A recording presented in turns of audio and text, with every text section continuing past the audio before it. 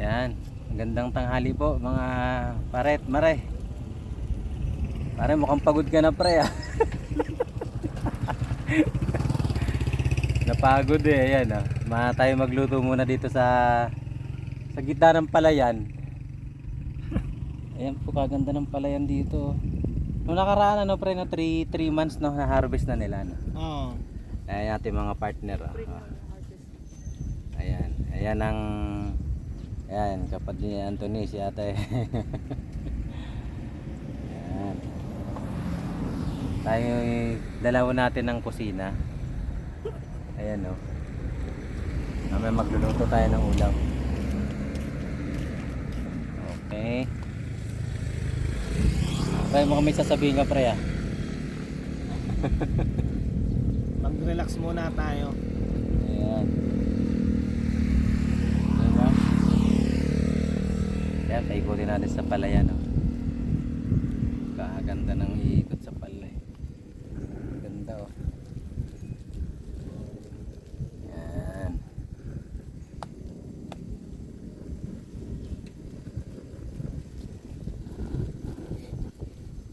Patay tamayo. Oh. Eh, si parang Anthony oh, napagod na oh. Hindi ko alam, pagod na yan pre o gutom na. Pares lang. Yan guys. Pag mga ganitong pinupuntahan natin eh talaga nakaka-relax. Laban lang. Sabi niya eh bawat hamon ng buhay, lahat yan ay pagsubok lamang. Diba? Habang tayo nagluluto, diba?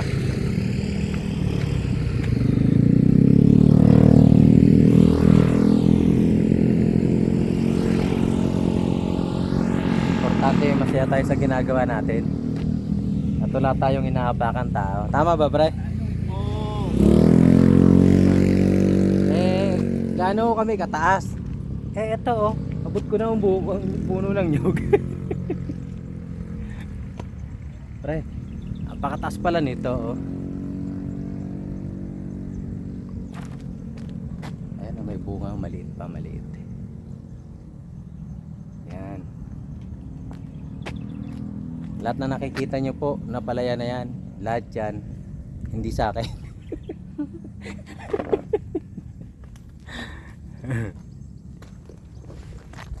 Basta happy lang ang buhay.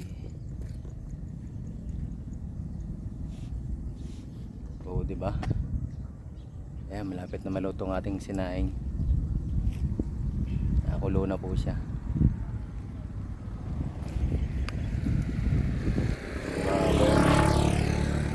Ay, ganitong ayan o. Ayan si ate o. Si pamating ni ate o.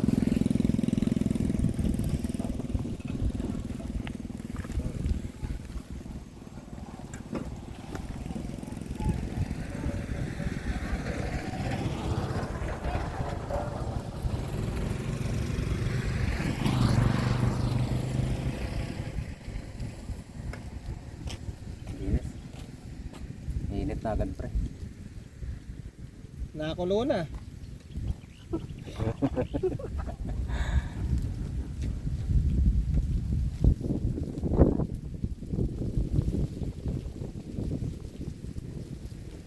Kahit saan kami abutin.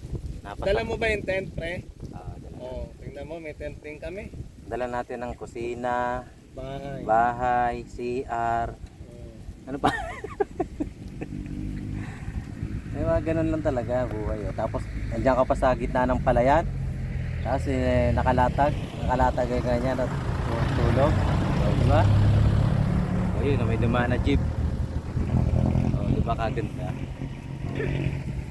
Ayan, napasabak tuloy yung kapatid ni Anthony sa mga ginagawa natin, pre.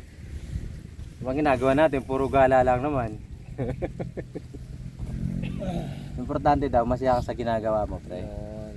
Tapos, si Lord nang bahala sa atin. Diba?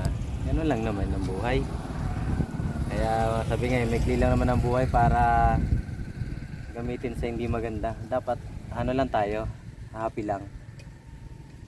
Ayan, importante wala tayong sinasagasaan at nilolokong tao. Basta masya lang ginagawa natin.